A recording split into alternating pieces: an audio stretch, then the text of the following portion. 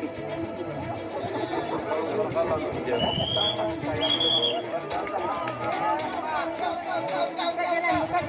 jalan. Tidak ya, yang buka enggak. Jangan langsung ke.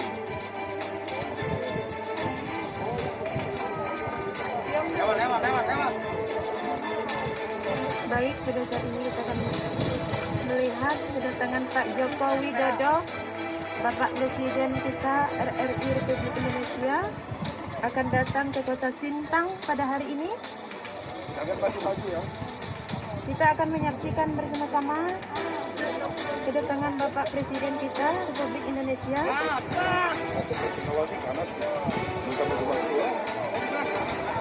Ini mobil pengawalnya Bapak Presiden kita.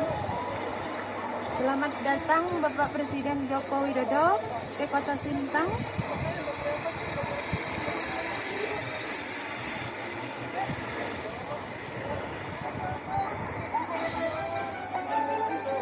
Jangan maju bang, jangan maju bang, jangan maju bang, jangan maju.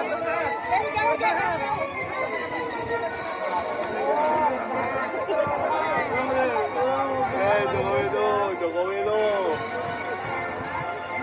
bukan kaca dia tu bang, bukan itu. Oke.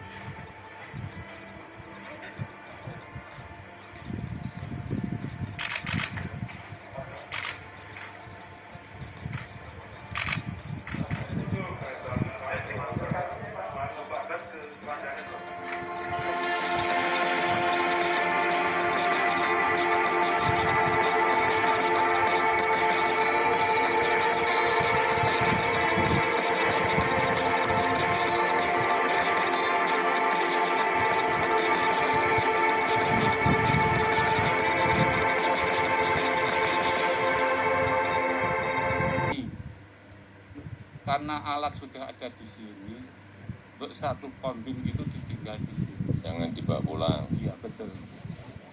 Pak Mentan, bisa? Dah ditinggal. Alhamdulillah. Oh, Siap. Iya. oke. Siap. Tinggal. Alhamdulillah. Tuh, oh. Mungkin teman yang lain, monggo. Nggih nuwun sewu Pak Jokowi. Iki ngapunten saderenge basane campur-campur niki mengke. Napa-napa kula ngertos kok. Nggih. Sing mboten ngertos nih Pak Mentan. Oh nggih. Mohon maaf Pak Yasin. Niki ngeten nambahi sekedhik dari rencang kawula bahwasanya pupuk menika sejatosipun lancar, ngoten nggih. Mboten enten kendala. Tapi kawula piyambak mewakili petani nggih matur sembah nuwun sanget. Pupuk menika sampun terdistribusi secara lancar walaupun kadang nggih enten sendatanipun. Namung menawi kepareng nggih, pareng nyuwun mumpung panjenengan datang mriki kagem membantu petani nggih, nawi saged menawi kepareng subsidi menika nggih dipun tambah. Ngoten. Pupuk subsidinya ditambah. Subsidinya ditambah. Subsidinya ingkang ditambah terus pupuke niku nek saged regine ra dikurangi melih. Nggih. Soale ngeten Pak nggih, Bapak Presiden niki kali petani niku memang nggih dengan harga pupuk samonten niku memang sudah untung. Nggih. Kedhi tapi kan betahe petani niku nggih kuat ta. Nggih, lare-lare sekolah napa melih sakniki zamane pandemi ngeten iki nggih pripun melih nggih. Niku tapi nawi pareng nggih nyuwun kalih jenengan iki harga pupuk nawi saged nggih dipun turunaken ngoten. Saya nggak janji tapi saya catat dulu. Nggih. Ini hitung-hitungannya niku rumit gitu. Nggih. Oke, tapi nggak apa-apa. Saya kira masukan bagus. Nggih, niki nambahi sekedhik Nggih. mewakili petani kula matur sembah nuwun sanget panjenengan utaminipun pemerintah baik pemerintah pusat, provinsi sampai daerah sudah mewujudkan bendungan Tugu. Mudah-mudahan napa ingkang dados cita-cita panjenengan sami menika saged terlaksana, petani saged tambah sejahtera ngoten. Nggih, matur sembah nuwun sanget mewakili petani. Jadi bendungan Tugu itu bisa menampung air kurang lebih 12 juta meter kubik. 12 juta meter kubik. Selain nanti airnya untuk petani, terus mengairi sawah-sawah lewat irigasi, juga untuk menjaga agar yang namanya Trenggalek tidak kebanjiran kalau pas musim hujannya deras. Dan itu terbukti kemarin Pak Bupati menyampaikan, Pak ini kan wonten bendungan Tugu wingi pun banjir Trenggalek banjir kados biasane. Artinya bendungan itu selain untuk banjir, untuk irigasi juga nantinya bisa dipakai untuk air baku masyarakat. Kalau memang diperlukan, kalau sumurnya udah sulit saya kira jangka panjang, tapi bendungan ini habis 1,6 triliun rupiah, artinya 1.600 miliar. Jadi kalau tidak ada manfaatnya ya insya Allah ada manfaat.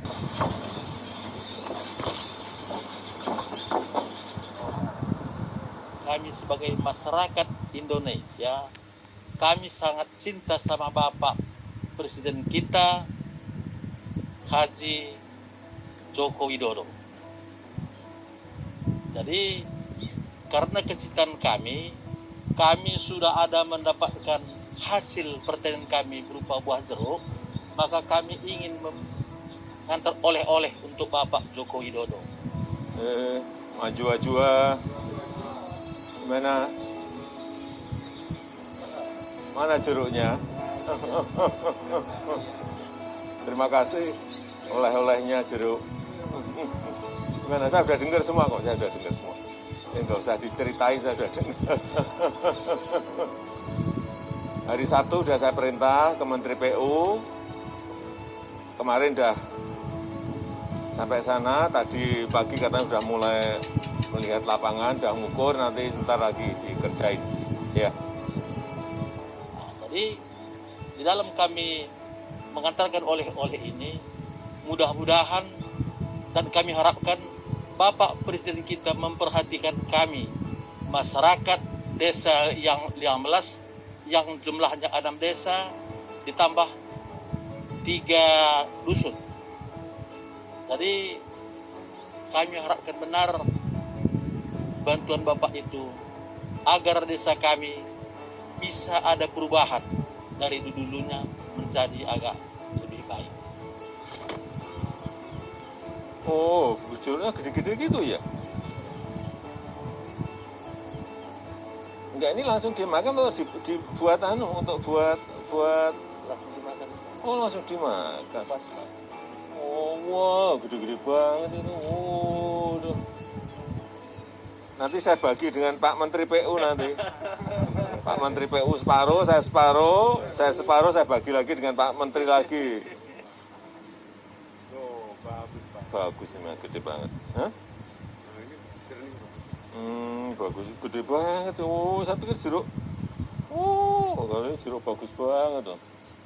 Harapan kami ya, agar Bapak Presiden khususnya dulu bisa tetap dibimbing Tuhan ke jalan yang benar dan kesehatan, agar dia tetap mampu untuk memperjuangkan masyarakat Indonesia ini agar bisa lebih berubah jadi baik.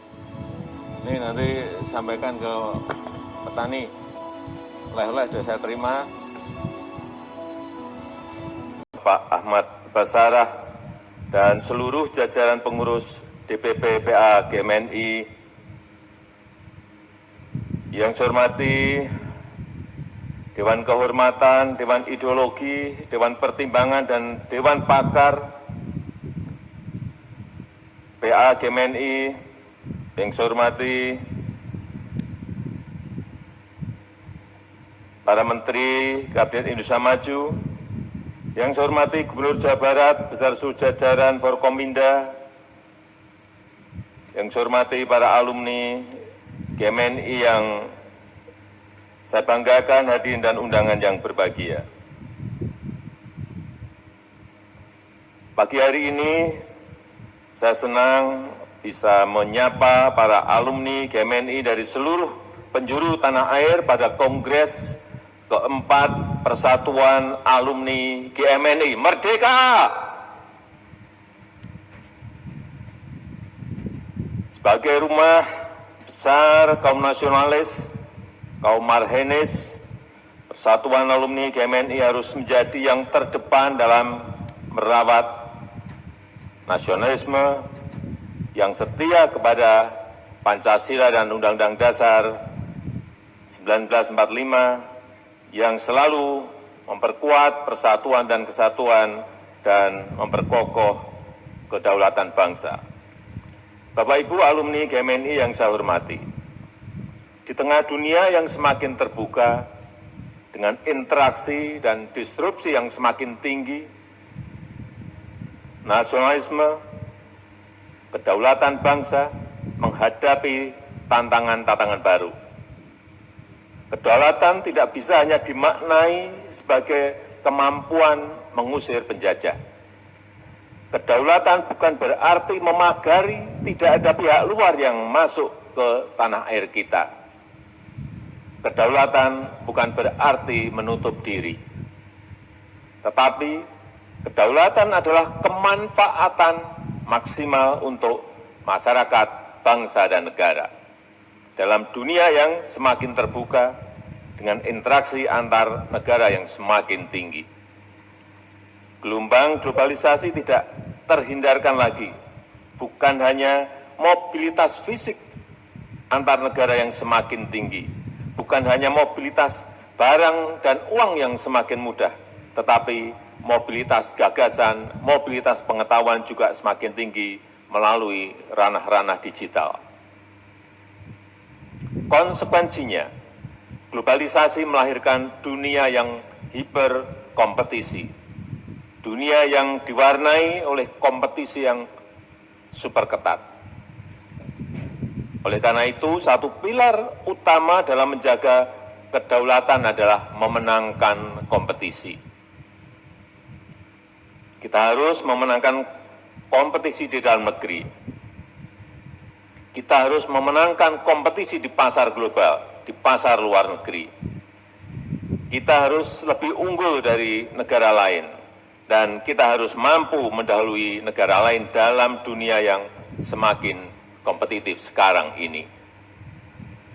Bapak Ibu alumni GMNI yang saya hormati, kedaulatan harus diperjuangkan dengan keberanian untuk menemukan cara-cara baru, untuk bisa mendahului negara lain. Tidaklah mungkin kita menggunakan tangga yang sama, seperti tangga-tangga yang dipakai oleh negara-negara yang maju di saat yang lalu. Untuk mendahului kereta yang lain, tidaklah mungkin kita menggunakan rel yang sama. Untuk mendahului negara yang lain, tidaklah mungkin kita menggunakan cara-cara yang sama. Kita harus menemukan cara-cara baru, mencari rel baru. Kita tidak boleh melalui anak tangga yang dulu dilalui negara maju. Kalau itu kita lakukan, kita tidak mungkin bisa mendahuluinya. Ini pasti. Oleh karena itu, kita tidak cukup hanya naik tangga. Kita harus melompat. Kalau tidak melompat, ya jangan berharap kita bisa mendahului negara-negara lain yang sudah lebih maju dari kita. Kita harus melakukan lompatan kemajuan. Kita harus berwatak trendsetter, bukan watak follower. Oleh karena itu, kedaulatan harus diperjuangkan dengan inovasi, harus diperjuangkan dengan penguasaan ilmu, pengetahuan, dan teknologi. Revolusi industri jilid keempat telah mendisrupsi seluruh sendi-sendi kehidupan masyarakat. Pandemi COVID-19 telah memaksa dunia untuk berhenti sebentar dan harus mengembangkan cara dan normalitas baru. Dua disrupsi ini harus kita manfaatkan sebagai peluang. Ini ada peluang. Tatkala dunia berhenti sejenak, kita harus tetap maju bergerak.